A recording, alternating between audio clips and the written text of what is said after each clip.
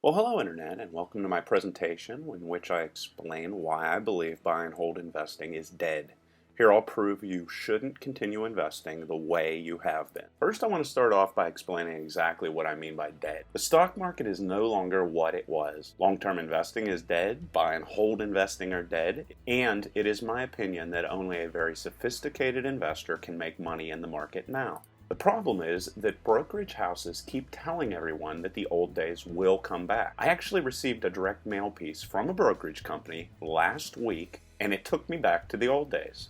I used to be a stockbroker, and one day I started to wonder about our marketing. Why did we only show the performance of the stock market from 1980 to 1999? The piece I received last week actually did the same thing. It's 2010 right now. So why not show the performance for the last 10 years? It's quite simple. The reason is that the Dow Jones Industrial Average grew by 13.99% year over year during that period. This growth rate historically is off the charts. So what is the average return of the Dow historically? Most people don't know that between 1897 through 2003, the Dow grew by only 5.16% before fees per year. In fact, the return of the market from 1897 through 1980 is but 3.73%, which is approximately the average rate of inflation. And I'm talking about the real rate of inflation now, not a made-up inflation number that the government now uses. So why did I choose to look only at data between 1897, the beginning of the Dow Jones Industrial Average, to 2003? Well, first off, it's simple. I had this information on hand. Secondly, in 2003, the market was roughly where we are today, being that the Dow is floating between 9,800 to 10,000. Also, I didn't want you to think about the financial disaster of last year and now. And lastly, brokers are saying a complete collapse is a once-in-a-lifetime event. So I simply won't even count that, even though it would be a positive on my end to do so. So what exactly is the Dow Jones Industrial Average? The stock market is considered by most people to be the Dow Jones Industrial Average.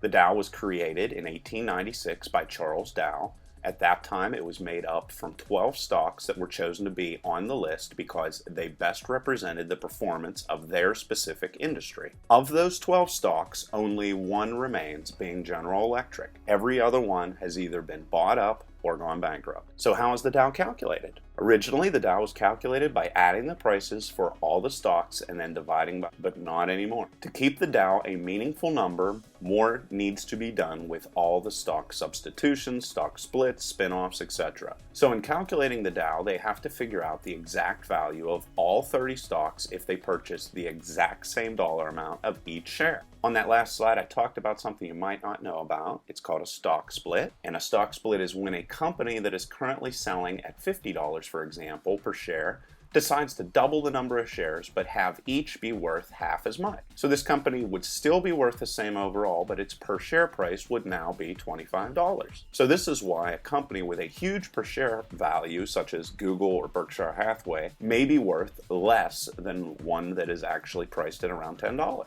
Now I'm going to go through and show you the real stock market and the real returns. Here I'm showing you the beginnings of the Dow Jones Industrial Average, and as you can see here, year over year from 1896 to 1910, you were able to receive an annual return of 2.48%. That is it. We then move on to 1910 through 1920. During this period, we were able to see a return of 3.71%. Again, not a great return on investment. Here we saw a major boom, but we know what that ultimately led to. From 1920 to 1930, if you invested in the market, you were able to receive a return of 10.1%. But then from 1930 to 1940, you actually lost 5.46% year over year. Then from 1940 to 1950, you were able to receive a wonderful return of 4.85%. Then things started to kick back in, and you were able to receive a return of 11.7%, which is to a certain extent an abnormality, but also to a certain extent is a major boom time for this country overall. Then if you invested from 1960 to 1970, you saw a wonderful return of 2%. If you invested from 1970 to 1980, you received a return of 1.7%. And then we start getting into a very odd situation. If you look closely at what is going on here on the screen, you see a lot of words like deregulation. You also see a lot of scandals that occurred during this period in regards to finance on the stock market. You see crashes, and you see a lot of very odd things that you did not see on the previous slide, such as junk bond market collapses. So there was obviously a lot of odd things, potentially illegal things. I'm not saying that nothing illegal was done in the past, it most definitely was. But you could see here that all of a sudden the charts started to change. Then you see a major growth period. This is totally abnormal. This is whenever the market was earning an average return of 14.8%. Again, you can also see a lot of odd references to finance on this chart as well. And then you see on this chart the return of the Dow Jones from the year 2000 until 2003. And now we are in our present day, in which we've seen an average return from 2003 to 2009 of pretty much zero. The market has gone pretty much, in fact, nowhere for the past 10 years. And what makes it even worse is that brokers can't even beat the return of the Dow Jones Industrial Average. I tracked the performance of the top 3,000 mutual funds and their performance between the dates of 1993 to 2003. 61.3% of these funds actually lost people 20% or more during this boom time. In actuality, only 3.3% provided a return of 7%, even though the Dow's annual rate of return was 9.83%. And that 7% number I'm referring to is actually before fees. And to shift into the present day of 2010, Bloomberg recently reported on Goldman Sachs that 7 of the investment bank's 9 recommended top trades for 2010 have been money losers for investors who adopted that firm's advice. Now, during the rest of this presentation and into a future presentation, I'm actually going to explain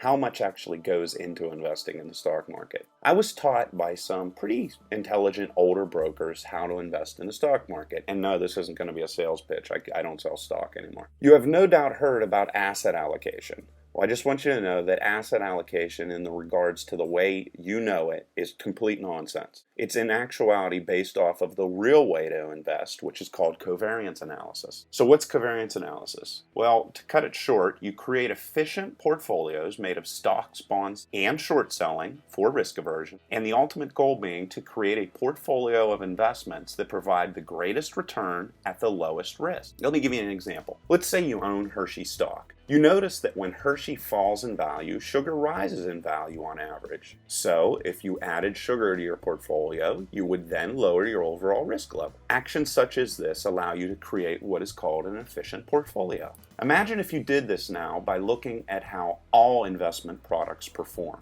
not just two. You could create the ultimate efficient portfolio by doing this. One hedge fund actually did just this for many years, producing average returns of 19% with not a single loss since inception. They were called NWQ, but they no longer are around. Sorry, they were bought up. And finally, I leave you with the big answer to the question, why did the market go up so dramatically from the 1980s into the 1990s? To put it quite simply, it's political. But one Republican and one Democrat mainly are to blame for this occurrence. And we all are now paying for their actions now. If you have any questions, leave them in the comment section below, but I don't really want to get into politics. Till next time.